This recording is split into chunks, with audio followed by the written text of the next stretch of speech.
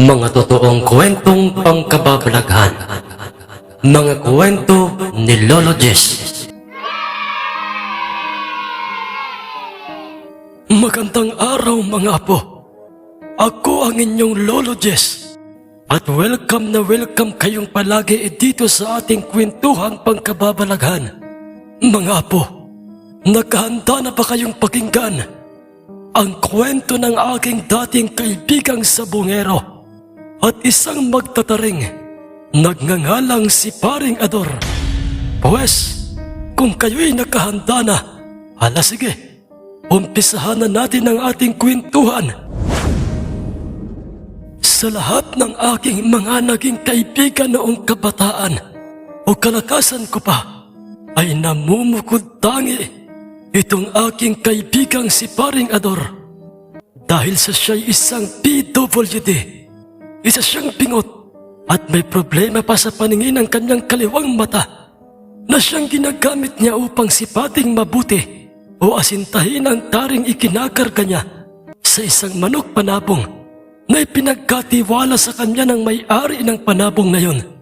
Kapag walang pasok noong bata pa itong si Paring Ador, ay palaging kasakasama at katulong siya ng kanyang ama na isa ring magtatari sa kanilang bundok.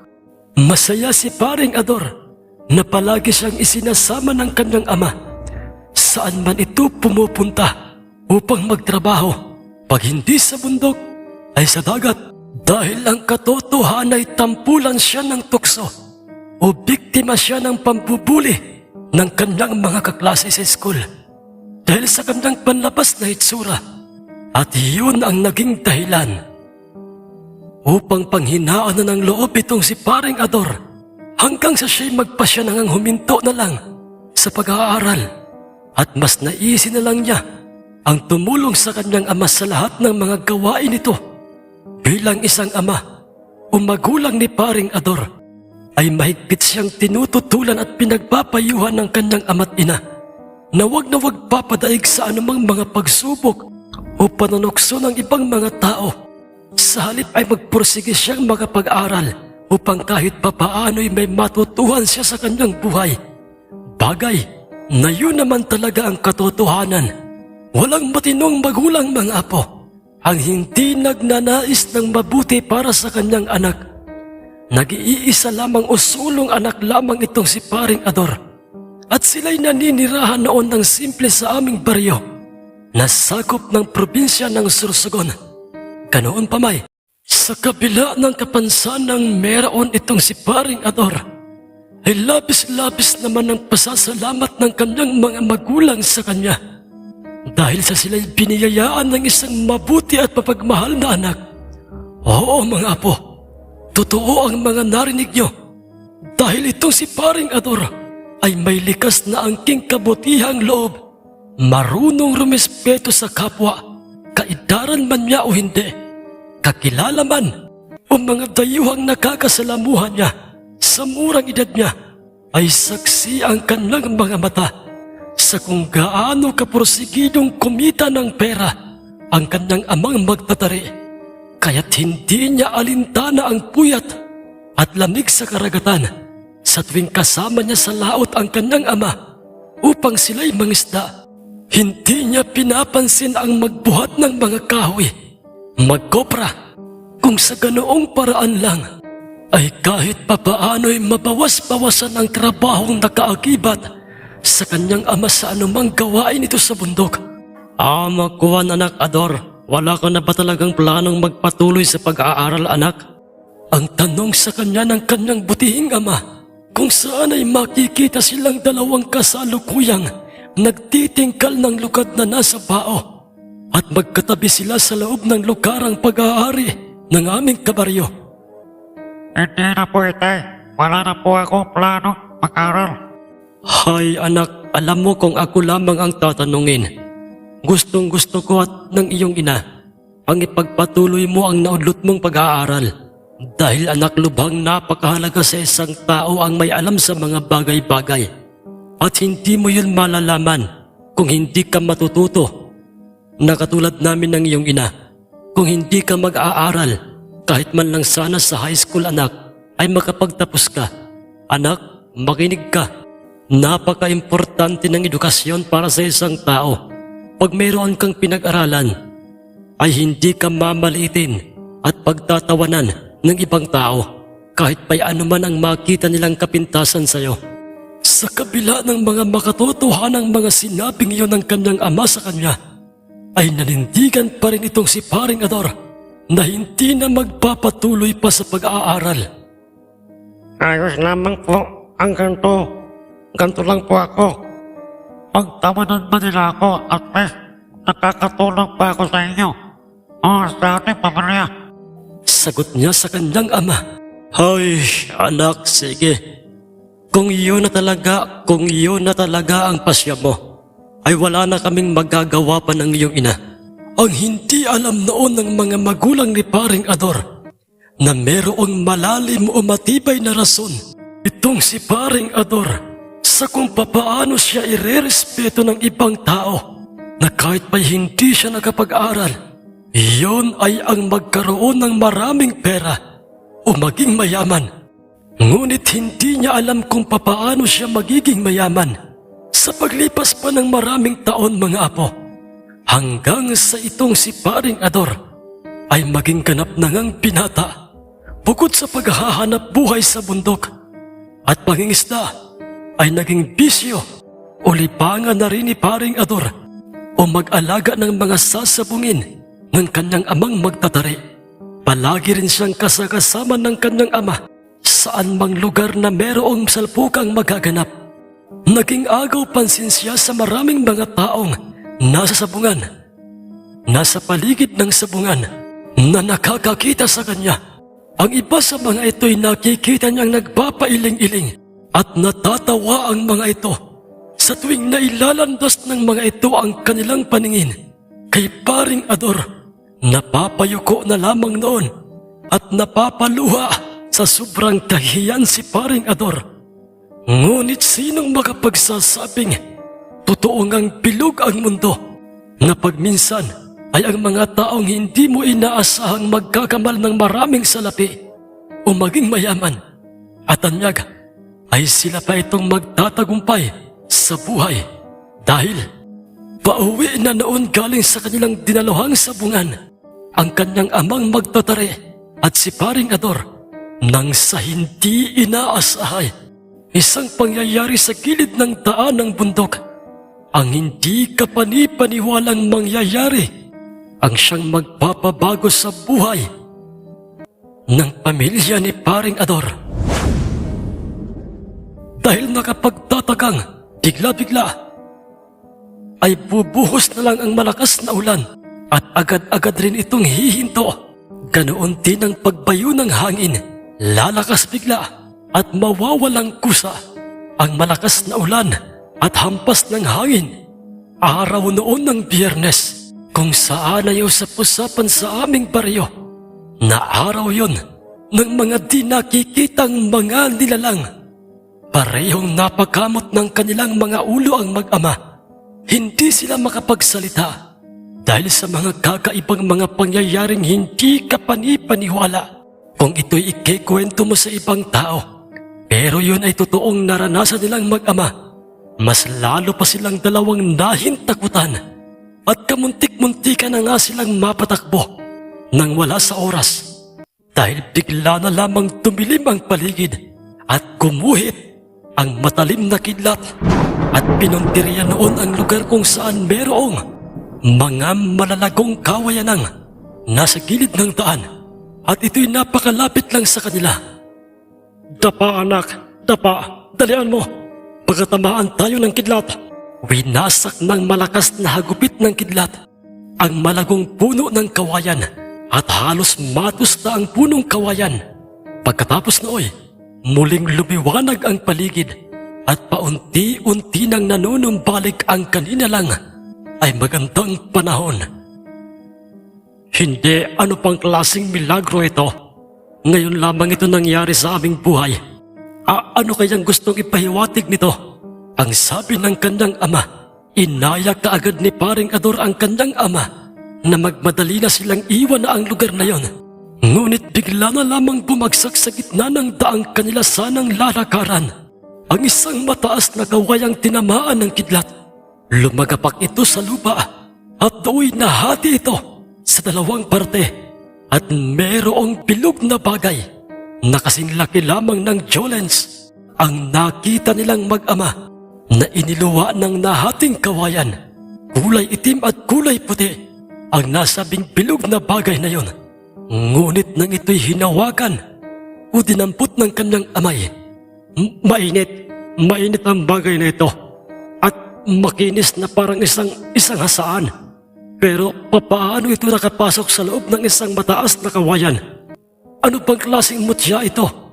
Ang sabi ng kanyang ama sa kanyang sarili. Medyo mainit man ang nasabing bilog na bagay na yon, na kasinlaki lamang ng Jolens, ay inilagay niya pa rin ito sa kanyang malalim na bulsang pantalon at pagkatapos nooy nagmamadali na nga silang lilisan ang lugar na yon. Kumalat sa buong pariyong nasasaklaw ng aming probinsya ang pangyayaring yon sa bundok, ang tungkol sa tinamaang punong kawayan ng kidlat. Ngunit ang tungkol sa nakuhang bilog na bagay ng mag-ama ay nananatiling lihim sa lahat. Nang unay, inakala ng mag-amang paring Ador na swerte sa kanilang buhay ang mutyang bilog na bagay na yon. Ngunit tumaan sila sa matinding pagsubok dahil nagkasakit ang kanyang ina na siyang naging dahilan ng kanilang alalahanin. Nagpapabalik-balik ito sa hospital na nang maglaoy, siya ring ikinasawi nito. Nang unay matinding pagluluksa ang nangyari sa naiwang si paring Ador at ng kanyang ama. Ngunit kalaunay naisip nilang ipagpatuloy ang hamon o pakikibaka sa buhay. Nagpatuloy silang dalawa nang sila na lang dalawang mag-ama. Sa palagi ang pagsama-sama ni paring Ador sa kanyang ama, saan mang sabungang merong itong tinatarian at inilalapang sariling alagang panabong, ay natuto na itong si paring Ador na magkarga ng tari sa kaliwang paanan ng isang panabong at kung papaano ito alagaan at hasain ng tama. Ngunit hindi pa siya binibigyan ng permiso ng kanyang ama na gumawa noon sa isang panabong.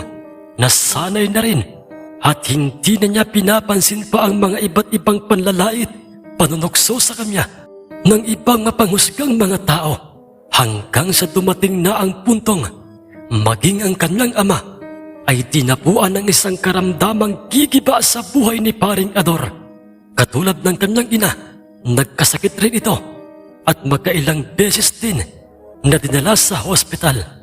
Mamang-mama na noon si paring Ador at hindi man lang pumasok sa isip niya ang mag-asawa o manligaw dahil sa kanyang panlabas na kapansanan na siyang nagpapahina ng kanyang loob.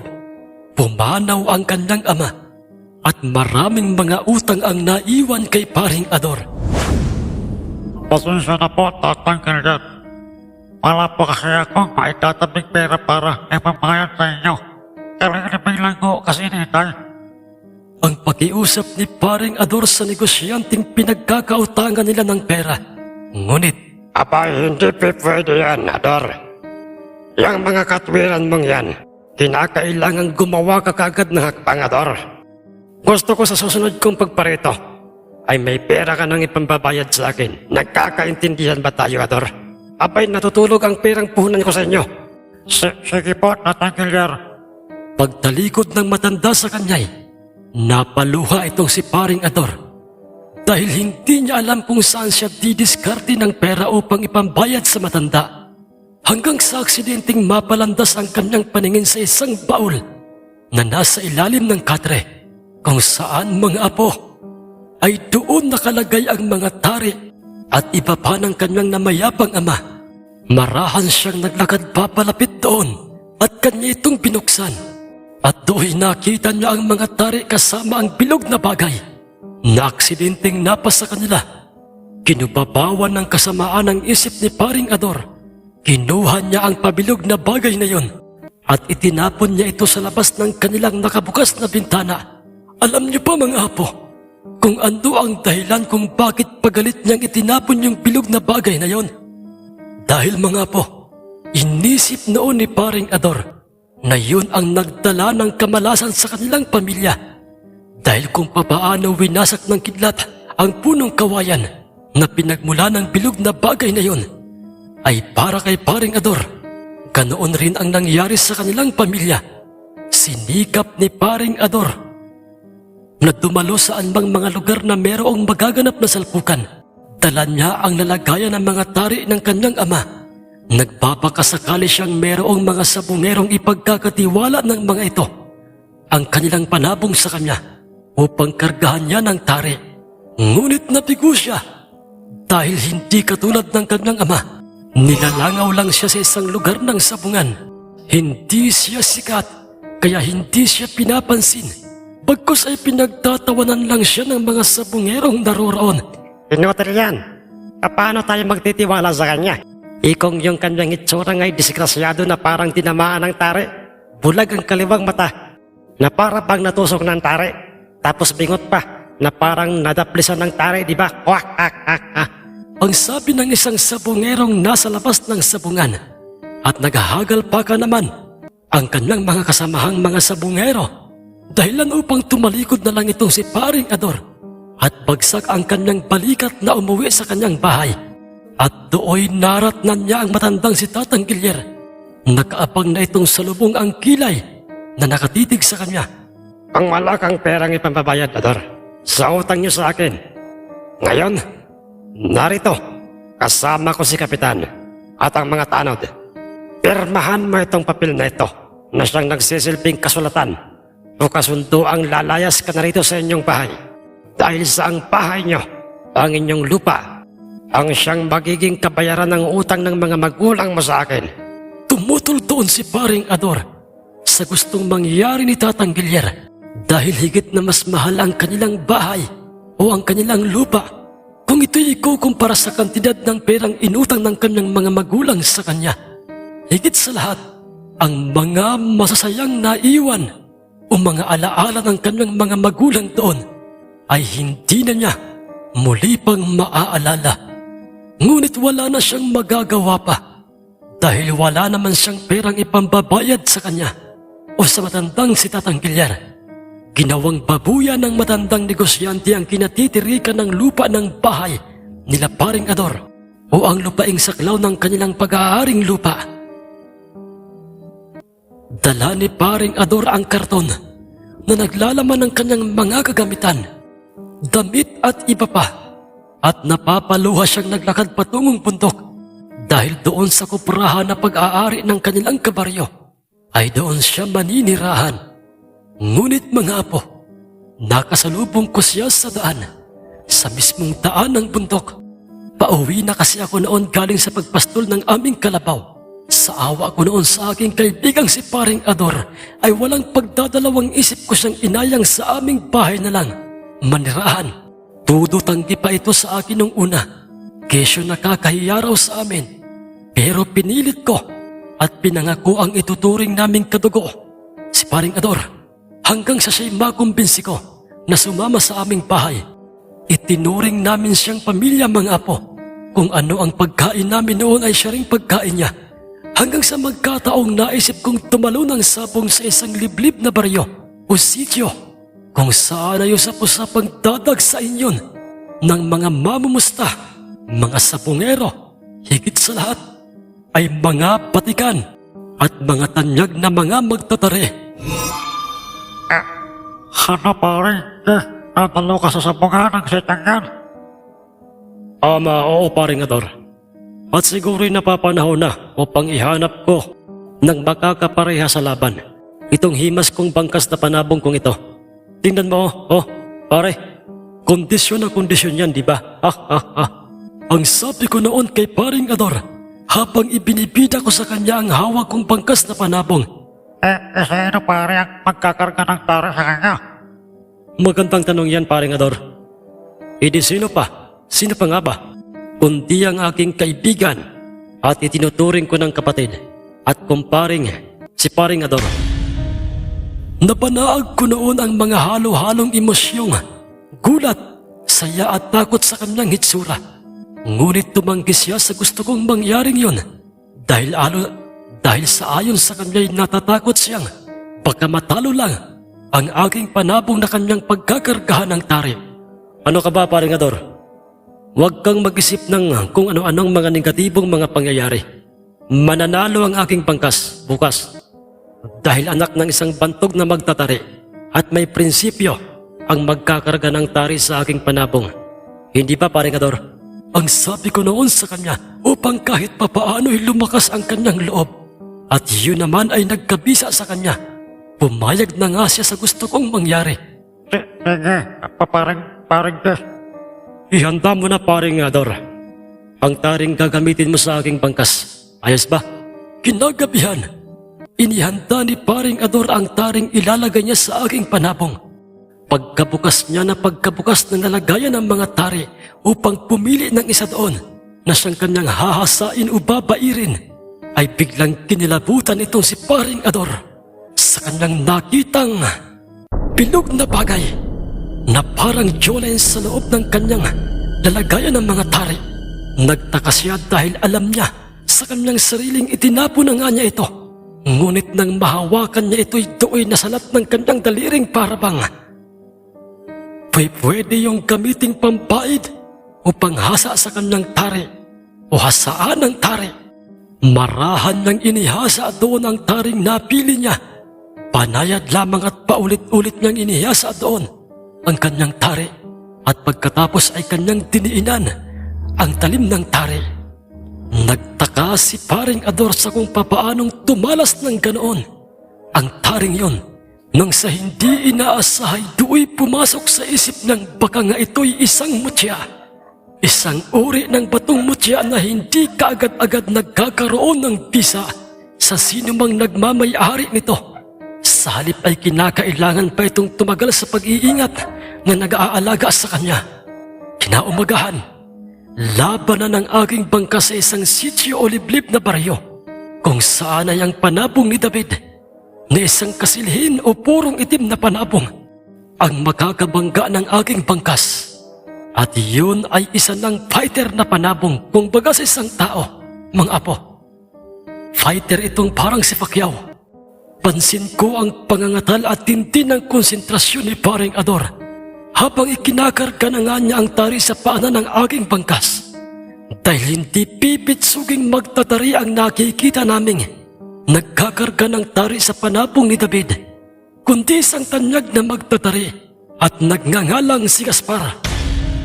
Mas lalo pang ang ninervyos itong si paring Ador dahil naririnig na niya ang mga pag-uusap at tawanan ng mga tao sa paligid ng sabungan at siya ang pinag-uusapan ng mga ito. Maaga nilang hinusgahan ang pagkatao at pagiging baguhang magtatari ng aking kaibigan. Ilang sandali pa'y nakita kong inasinta ng bulag at lumuluhang mata ng aking kaibigan ang taring ikinarga niya sa aking pangkas. Bagamat bulag ang kanyang kaliwang matay, pero iwan ko kung bakit yun ang ginagamit niyang pag-asinta sa kanyang tari. Paring Ador, huwag mo silang pansinin. Mga papansin lamang ang mga yan. Ang sabi ko noon sa kanya, pinagharap na nga kami ng sentensyador ng sabungan sa gitnang bahagi ng sabungan. Ako at si David, at pagkatapos na parehong kumanti ng pagtuka sa isa't isa, ang dalawang mga panabong o ang aming mga panabong ay magkasabay na nga naming binitawan ang mga ito sa mismong sahig ng sabungan. Hindi ko alam sa aking sarili noon, mga apo, sa kung bakit ni katiting, natakot o kaba ay wala akong maramdaman sa aking sarili. Taliwas yun noong mga nakaraang mga naging laban ng aking mga panabong. Tumalong bigla sa ere ang kasilihing panabong ni David. Tumingala naman kagad ang aking bangkas sa kanya at sinundan niya ito sa ere. Sa maniwala man kayo, mga apo, hindi, ay katulad ko at ni paring Ador at ng mga sabungero ay hindi makapaniwala ang mga sabungero sa pingot na magtataring si paring Ador. Sa kung papaano sa isang palo lamang ng aking bangkas na kinargahan ng tari ng aking kaibigan ay nagawaan ng pabagsakin ang kasilihing panabong ni David dahil tinusok ng kanyang matalas na tari ang parting suso ng kasilihin na siyang kamamatyan ng isang panabong. Pagpagsak nito sa sahig ng sabungay ay hindi na nga nito alam pa kung saan ito susuot hanggang sa ito'y matudas na lang. Ang kanina'y sigawan ay napalitan ng nakabibinging katahimikan dahil hindi na halos makapagsalita pa ang mga sabungero at mga mamumusta. Sa iisang direksyon lang nakatuon ang kanilang mga paningin, sa direksyon ng aking kumparing si Paring Ador. Hindi makapaniwala ang mga sabungero sa bingot na magtataring. Si Paring Ador, mga apo, yun ang simula kung bakit nakilala ng tanyag na magtatari ang aking kaibigang si Paring Ador. Wala siyang alagang panabong, nakapokus lamang siya sa pagkakarga ng tari. Naging mabentang mabenta siya sa mga sabungang dinadaluhan niya. Wala siyang tinatari ang nabibihag, kundi lahat ay nagiging panalo. Namuhay siyang isang upahang magtatari na may tangang agimat sa pagiging magtatari. Nag-ipon siya na nag-ipon ng pera at kalaunay natupad na nga ang kanyang matagal ng pangarap, ang igalang at wag husgahan ng ibang mga tao kahit pa'y hindi siya titulado o nakapagtapos ng pag-aaral dahil hindi man siya nakapag-aral. Ngunit mga apo, ang kanyang pagiging isang mabuting tao ay nagpatuloy sa paglipas ng maraming panahon. Huminto na rin siya sa pagkakarga ng tari at naging isa na siyang negosyanteng katulad ni Tatang Gilier. Ang kaibahan nga lang, si Paring Ador ay isang mabuting negosyanteng merong iniingatang mutyang pampaswerte. Mga apo, nagustuhan niyo ba ang ating maiksing kwento ngayong araw na ito sa ating channel na ito? Kung nagustuhan niyo, ay pakisubscribe naman at pakishare sa inyong mga Facebook account ng ating magandang kwentong ito. Paalala ko lang sa inyo mga apo, mas mainam pa rin mag-aral tayong mabuti upang makapagtapos. Huwag na huwag nating biguin ang magagandang pangarap ng ating mga magulang. Alalahanin natin na sila'y nagsisikap araw at gabi, maibigay lang sa atin ang ating magandang kinabukasan. Mga apo, pilitin nating maging mabuting taong katulad ng aking kaibigang, si Paring Ador. Hanggang sa susunod nating kwentuhang pangkababalaghan mga apo, ako si Lolo Jess. Paalam at mag-iingat tayong palagi.